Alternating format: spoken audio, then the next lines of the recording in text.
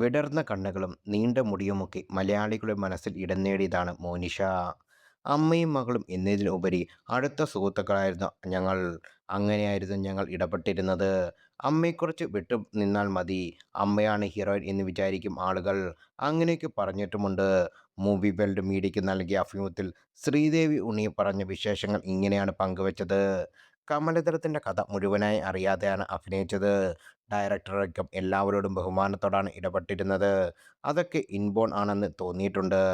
അഭിനയം വിലയിരുത്താനൊന്നും എനിക്ക് അറിയില്ല. അതേക്കുറിച്ചൊന്നും ഞാൻ പറയാറില്ല. എന്നാൽ അമ്മ അഭിനയിച്ചോളൂ എന്നൊക്കെ പറഞ്ഞു കളയും. അതൊരു പാവം സ്ത്രീ, അങ്ങനെയെങ്കിലും ജീവിച്ചു പൊയ്ക്കോട്ടെ എന്നാണ് എന്നെക്കുറിച്ച് ആരെങ്കിലും എന്തെങ്കിലും പറഞ്ഞാൽ അവൾ പറയാറുള്ളത്. സ്മിത പാട്ടീലിൻ്റെ സിനിമയൊക്കെ മോനീഷ് ഇരുന്ന് കാണാറുണ്ടായിരുന്നു. ടിവിയിൽ വരുന്ന സമയത്തായിരുന്നു കണ്ടത്. ഇതാണ് ശരിയായ കലാകാരി എന്നൊക്കെ ഞാൻ പറഞ്ഞിട്ടുണ്ട്. ഒരിക്കലും ഒരു ലഞ്ചിൽ വെച്ച് അവരെ കണ്ടിരുന്നു. മോനിഷയ്ക്ക് അവാർഡ് ലഭിച്ചപ്പോൾ സീനിയറായ ഒരു നടി ആരാണ് മോനിഷ, അവരെന്താണ് ചെയ്തത് എന്നൊക്കെ ചോദിച്ചിരുന്നു. അത് കേട്ടപ്പോൾ എനിക്ക് നല്ല വിഷമമായിരുന്നു. അമ്മയ്ക്കുള്ളത് അമ്മയ്ക്ക്, എനിക്കുള്ളത് എന്ന് എനിക്ക് എന്നതായിരുന്നു മോനിഷയുടെ പ്രതികരണം. അവരെന്തെങ്കിലും പറഞ്ഞോട്ടെ, അമ്മ മൈൻഡ് ചെയ്യണ്ട. 7 ജൂറി ഇരുന്നിട്ടല്ലേ ഇതൊക്കെ കാണുന്നതും അവാർഡ് നിർണ്ണയിക്കുന്നതും. പിന്നെന്തിനാണ് അമ്മ അതൊക്കെ ചിന്തിക്കുന്നത്? ഞങ്ങൾ തമ്മിൽ പറയാത്ത വിഷയങ്ങളൊന്നുമില്ല. ഗോസിപ്പുകളൊക്കെ കേട്ടാൽ അവൾ ശരിക്കും ആരോ പടച്ചു വിടുന്നതല്ലേ. അവൾ നല്ല കൂളായിരുന്നു. അത്രയും അടുപ്പമായിരുന്നു എന്നോട്.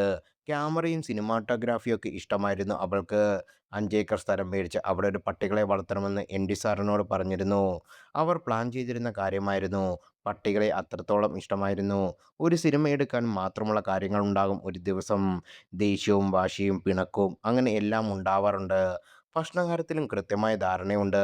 സലാഡൊക്കെ കൂടുതൽ കഴിക്കാറുണ്ടായിരുന്നു. പുറത്തൊന്നും പോയി വർക്കൗട്ട് ചെയ്യില്ല. വീടിനകത്ത് തന്നെ നടത്തം ചാട്ടവുമൊക്കെയായിരുന്നു. ഡ്രില്ലിങ്ങും മേക്കപ്പും ഒക്കെ കൃത്യമായ ധാരണയുണ്ടായിരുന്നു. മോനിഷ പോയതിനു ശേഷം സിനിമകളൊന്നും കാണാൻ ധൈര്യമുണ്ടായിരുന്നില്ല.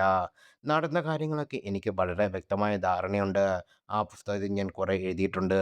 എനിക്കൊരു പെൺകുഞ്ഞ് വിധിച്ചിട്ടില്ലായിരുന്നു എന്നൊരാൾ എന്നോട് പറഞ്ഞിരുന്നു. ഗുജറാത്തിയായിരുന്നു അയാൾ. ഇവർ അർഹിക്കാത്തതായിരുന്നു ആ പെൺകുഞ്ഞ്. നൊന്തു പറ്റിയപ്പോൾ അറിഞ്ഞില്ല, ഇവരുടെ പ്രാർത്ഥന സഹിക്കാൻ വയ്യാത്ത ദൈവം കൊടുത്തതാണെന്ന്. അത് ദേവിയുടെ ഒരു രശ്മിയായി അത് പോവുകയും ചെയ്തു. ആൺകുട്ടിയായിരുന്നുവെങ്കിൽ ചിത കത്തിക്കാൻ വരെ കൂടെ കാണുമാണ്ടായിരുന്നു. പക്ഷെ ഇവർ അത്രയും കഠിനമായ പെൺകുട്ടിക്ക് വേണ്ടിയാണ് പ്രാർത്ഥിച്ചത്.